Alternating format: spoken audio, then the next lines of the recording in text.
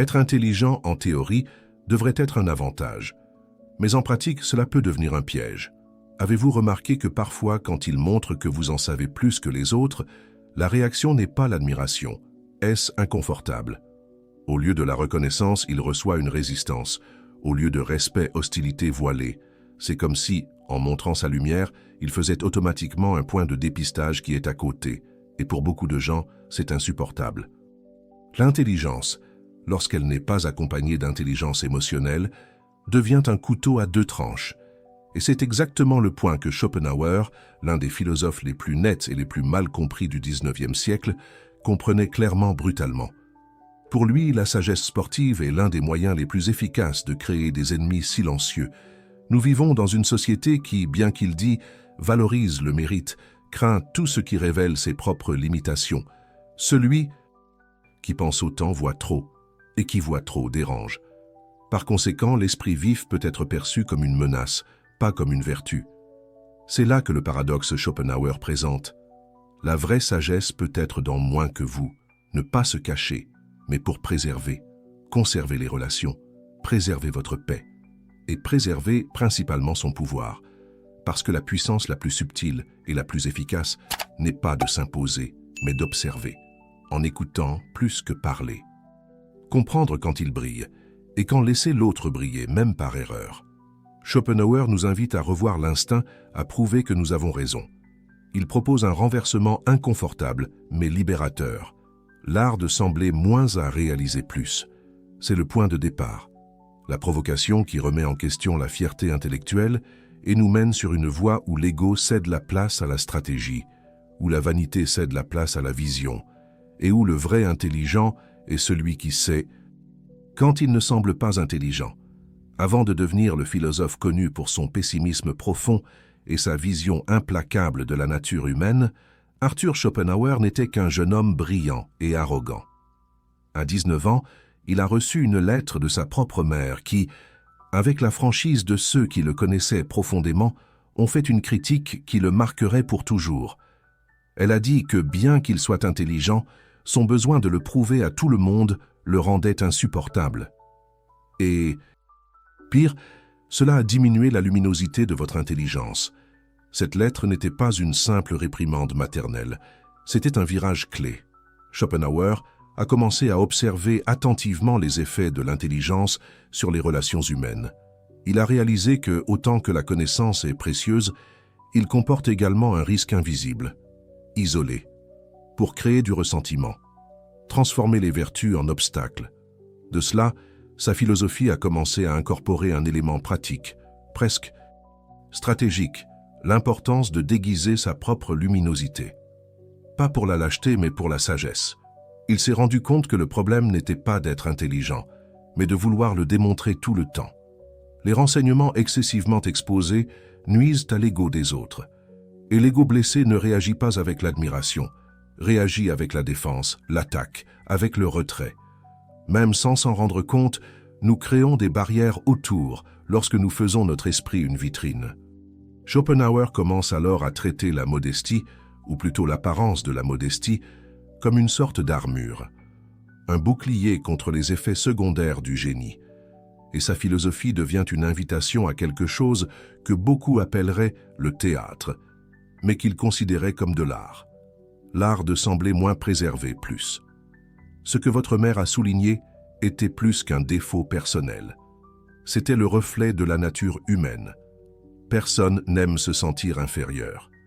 Et l'intellect, lorsqu'il est exposé sans sensibilité, transforme un environnement en un champ de comparaison. La leçon était difficile. Mais pour Schopenhauer, c'est nécessaire. Il a compris que la maîtrise du monde des idées nécessite plutôt d'apprendre à naviguer dans les émotions des autres. Peu de concepts semblent contre-intuitifs que ceux-ci, prétendent l'ignorance comme une stratégie de pouvoir. Dans un monde qui accorde la performance, la maîtrise, la luminosité intellectuelle, pourquoi quelqu'un choisirait-il de regarder moins qu'il ne l'est? Pour Schopenhauer, ce choix n'était pas une faiblesse, c'était une force déguisée. L'art de faire des œuvres idiotes parce qu'elles désarment. Lorsque vous ne représentez pas une menace directe, les défenses tombent. Les gens s'ouvrent, se révèlent. En téléchargeant votre garde, vous permettez aux autres de les garder intactes, et cela les fait se sentir en sécurité à vos côtés. Et quand quelqu'un se sent en sécurité, vous obtenez quelque chose que l'intelligence seule ne peut pas, l'influence. C'est la logique derrière la dissimulation stratégique. Apparaître ingéniosité, c'est ne pas être naïf. C'est savoir jusqu'où vous devez montrer votre vision. Il maintient le contrôle de la situation sans avoir à mener le débat. Il conduit sans avoir à commander. Lorsque vous dominez cet art, cela peut sembler inoffensif, mais vous voyez tout. Et surtout, vous savez exactement quand vous agissez. Cette idée résonne dans d'autres penseurs. Sun Tzu, dans l'art de la guerre, a déclaré la victoire commence par un déguisement. Soyez fort, regardez faible. L'erreur pour lui faisait partie de la sagesse tactique. Gandhi, avec sa célèbre phrase « Ne parler que si c'est pour améliorer le silence », renforce ce pouvoir de confinement. Et Socrate, avec son ironie socratique, a fait semblant de savoir moins pour conduire les autres à réfléchir davantage. La grande leçon ici est « Montrer tout ce que vous savez tout le temps n'est pas une preuve ». De l'intelligence, c'est une preuve d'insécurité. Les sages n'ont pas besoin de prouver. Il observe, comprend, agit précisément. La force de l'esprit est souvent dans sa capacité à se contenir. La prétention de l'ignorance est en fait une forme avancée d'intelligence sociale. Il nécessite de l'auto-témoignage, de la lecture environnementale, de la maîtrise de l'ego lui-même. Ce n'est pas une manipulation, mais une sagesse émotionnelle. Il choisit quand il vaut la peine de parler et quand il vaut même la peine de laisser l'autre croire que vous avez la meilleure idée. En fin de compte, qui a l'air idiot peut être le seul dans la pièce qui comprenait tout. Et pour cette raison même, il a choisi de se taire. Il existe une sorte de pouvoir qui n'a pas besoin d'applaudissements. Cela ne crie pas, cela n'impose pas, qui ne s'affiche pas, mais transforme toujours tout autour. C'est le pouvoir du silence. Et Schopenhauer, ainsi que d'autres grands penseurs, le savaient. Dans un monde où tout le monde veut parler, qui sait entendre qu'il se démarque. Le silence, lorsqu'il est utilisé avec l'intelligence, n'est pas l'absence, c'est une présence concentrée, c'est une forme d'autorité. Alors que les autres essaient de s'affirmer par des mots, l'observateur en silence analyse, se connecte, interprète. Et quand il décide de parler, chaque mot a du poids. Platon a dit « Les sages parlent parce qu'ils ont quelque chose à dire, les imbéciles parce qu'ils doivent dire quelque chose. » Schopenhauer prend cette idée en suggérant que non seulement parler devrait être réfléchi, mais aussi ne pas parler peut être un choix stratégique actif. Parfois, ce que vous ne dites pas révèle plus que n'importe quel discours. Lors des réunions, des débats, des discussions, la figure qui observe en silence provoque souvent plus d'impact que celle qui monopolise la parole. Et lorsque cette personne se prononce finalement, tout le monde fait attention, pas par l'imposition, mais parce que le silence a construit l'espérance. Le discours, dans ce cas, devient un point culminant. C'est un jeu de perception. Lorsque vous parlez tout le temps, il révèle vos limites, expose vos idées à l'avance, gaspille l'énergie. Quand il parle peu, mais avec l'intention, vous contrôlez le temps et l'effet de votre présence. Le silence fait partie de votre stratégie. Ce principe s'applique également à la vie personnelle. En période de conflit, le silence évite parfois les blessures inutiles. Dans des conversations délicates, il permet à l'autre de se révéler plus qu'il ne le révélerait face aux arguments. Et dans les situations de pression, le silence préserve sa clarté intérieure. Le silence stratégique n'est ni la lâcheté, ni la passivité. C'est le choix. Il est de savoir que vous n'avez pas besoin de prouver ce qui est déjà clair. Il s'agit d'avoir la sécurité de ne pas avoir besoin de gagner toutes les discussions. C'est une vision de savoir que dans certaines batailles, le plus fort est celui qui n'entre pas dans le combat. Parler moins, c'est ne pas annuler, c'est se positionner plus fortement. Parce que dans un environnement où tout le monde conteste l'espace, le silence devient un noble territoire. Qui sait comment l'utiliser? Conquête. Pas de bruit, pas de hâte. Et avec une sorte de respect qu'aucun affichage d'intelligence ne pourrait atteindre. Le besoin de reconnaissance est l'un des plus grands pièges pour ceux qui veulent exercer une véritable influence. Beaucoup veulent diriger, mais ne savent pas comment guider. Ils veulent avoir raison, mais ils ne savent pas comment semer des idées. Ils veulent être entendus, mais ils ne savent pas comment l'entendre en premier. Schopenhauer nous enseigne une forme de leadership qui ne nécessite pas de stade, le leadership invisible. Ce type de leadership ne cherche pas d'importance. Il fonctionne dans les coulisses, plantant des idées sur le terrain fertile de l'esprit des autres, délicatement, avec respect, avec l'intelligence émotionnelle. C'est à ce moment que vous savez ce qui doit être fait, mais que l'autre croyait que c'était son idée. C'est là que vous avez raison, mais vous n'avez pas à le frotter sur le visage de quiconque. Au lieu d'imposer, vous inspirez. Au lieu de convaincre, vous conduisez. Cette subtilité est l'un des plus grands signes de maturité et de sagesse. De plus, c'est une façon de préserver la dignité des autres. Quand quelqu'un sent qu'il était respecté dans son autonomie, même s'il a été discrètement influencé, il s'approche et ne s'éloigne pas. Schopenhauer croyait que lorsque vous rendez quelqu'un à quelqu'un humilié, même sans intention, vous perdez quelque chose que vous ne rétablissez peut-être jamais, un respect sincère. Lorsque vous appréciez l'autre, il vous permet de vous voir comme faisant partie de la solution. Vous résolvez non seulement un problème, vous créez une liaison. Cette façon d'agir nécessite le confinement de l'ego, nécessite d'abandonner le crédit. Mais le retour est extrêmement plus grand, parce qu'en fin de compte, qui dirige vraiment n'est pas celui qui crie plus fort ou prend le contrôle, c'est celui qui transforme l'environnement sans avoir besoin d'une reconnaissance immédiate. Dans l'environnement professionnel, par exemple, c'est de l'or. Évitez de corriger un patron en public. Laissez un collègue briller même lorsque vous savez que vous pourriez faire mieux. Suggérez subtilement des idées, afin qu'elles semblent émerger de l'équipe. Cela crée la confiance, et la confiance est la monnaie de toute relation durable. Ainsi, diriger n'est plus un acte de commandement et devient un acte d'écoute. Soin silencieux avec l'autre, avec la relation, avec l'impact à long terme. Et comme Schopenhauer l'a compris, le véritable respect n'est pas né de la supériorité exposée, mais de l'influence subtile et presque invisible qui touche l'autre sans le blesser. Nous vivons dans une culture obsédée par la visibilité. Le succès doit être montré, l'intelligence doit être validée, la réalisation doit être célébrée sur une place publique.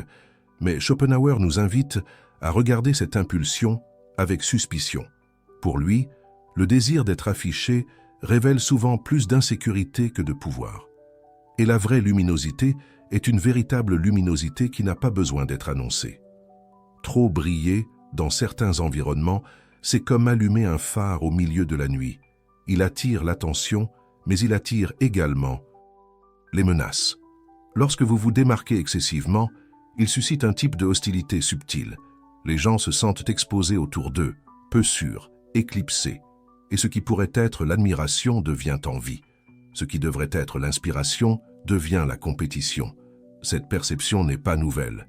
Lao Tse a déjà dit que le sage porte des vêtements simples mais garde un trésor dans son cœur. L'idée est claire. Plus vous êtes de valeur à l'intérieur, moins vous devez démontrer à l'extérieur. True Shine n'a pas besoin de projecteur. Il se manifeste en silence. Socrate, avec son ironie philosophique, prétendait l'ignorance non seulement pour provoquer la réflexion, mais aussi pour se protéger. Sa célèbre phrase « Je sais juste que je ne sais rien » n'était pas de l'auto-examen, c'était une humilité stratégique. Il savait que l'enseignement avec l'arrogance génère une résistance, mais l'enseignement avec l'humilité ouvre des portes. Schopenhauer a vu le même schéma dans les relations quotidiennes. Il a averti que d'afficher les réalisations, de corriger constamment les autres, ou d'essayer de prouver la valeur à tout moment n'est pas seulement inutile, c'est dangereux. Parce que cela vous met en preuve dans un monde où peu savent comment gérer le succès des autres. Le maintien d'un profil discret est donc un choix de sagesse. Vous ne vous cachez pas par peur. Vous choisissez l'anonymat momentané pour préserver votre liberté. Agir sans être saboté. Se développer sans être empêché. Et surtout pour cultiver le respect sans avoir à le demander. Le pouvoir silencieux est celui qui ne provoque pas de bruit, mais transforme l'environnement partout où il va. Il ne conteste pas d'espace, il occupe la présence. Et cette présence est si solide qu'elle n'a pas besoin d'explication. Schopenhauer savait que dans de nombreux cas, se cacher est la plus haute forme d'intelligence, parce qu'en ne provoquant pas l'ego des autres, vous vous protégez. Et à la fin, cela finit par aller plus loin, avec moins de friction, plus de respect et de paix que la lueur exagérée n'a jamais pu apporter. En fin de compte, ce que Schopenhauer propose n'est pas un déguisement, c'est la sagesse. Ce n'est pas une prétention, c'est la conscience. L'art de rendre idiot ne concerne pas la tromperie des autres, mais le fait de ne rien prouver. Il s'agit de réaliser que, souvent, la plus grande démonstration de l'intelligence est de choisir quand et comment l'utiliser. Cette posture nécessite une maturité, parce que l'impulsion de s'affirmer montrant que vous savez, pour surmonter chaque discussion, est naturelle, mais c'est aussi l'impulsion que la plupart détruit les relations, que les carrières de sabotage qui conduisent encore des personnes précieuses. Le vrai pouvoir consiste à maîtriser cette impulsion et à la remplacer par une action plus stratégique, plus subtile et plus efficace. Un véritable respect ne vient pas de l'imposition, cela vient de l'élégance. Pour savoir comment écouter avant de parler, pour percevoir l'environnement avant de réagir, comprendre que toutes les vérités ne doivent pas être dites et que toutes les victoires ne doivent pas être affichées. Parfois, le plus grand mérite est de laisser l'autre gagner et de tout conduire avec la maîtrise. Ce n'est pas une faiblesse, c'est le domaine, c'est auto-témoignage, c'est une véritable influence. Et surtout, c'est la capacité de générer de l'admiration sans avoir à le demander. Schopenhauer nous rappelle qu'il n'est pas nécessaire de briller tout le temps pour être léger, qu'il y a du pouvoir dans le confinement, qu'il y a une autorité en silence, qu'il y a de la beauté pour sembler simple lorsque vous portez un monde entier à l'intérieur.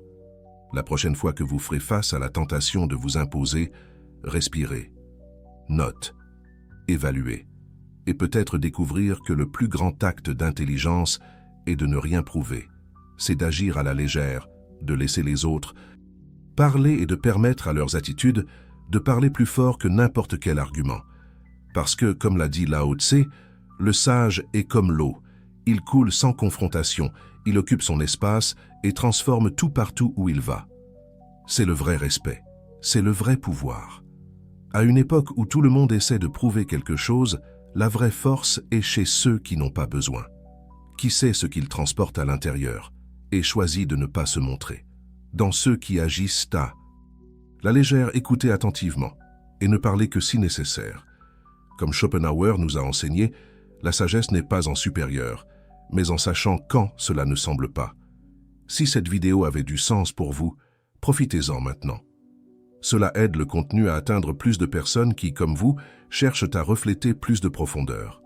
Abonnez-vous à la chaîne pour suivre d'autres sujets comme celui-ci et partagez cette vidéo avec quelqu'un qui, selon vous, comprendrait la valeur de ce message. Et dites-moi dans les commentaires, avez-vous déjà fait une idiote dans une situation pour la sagesse? Parlons.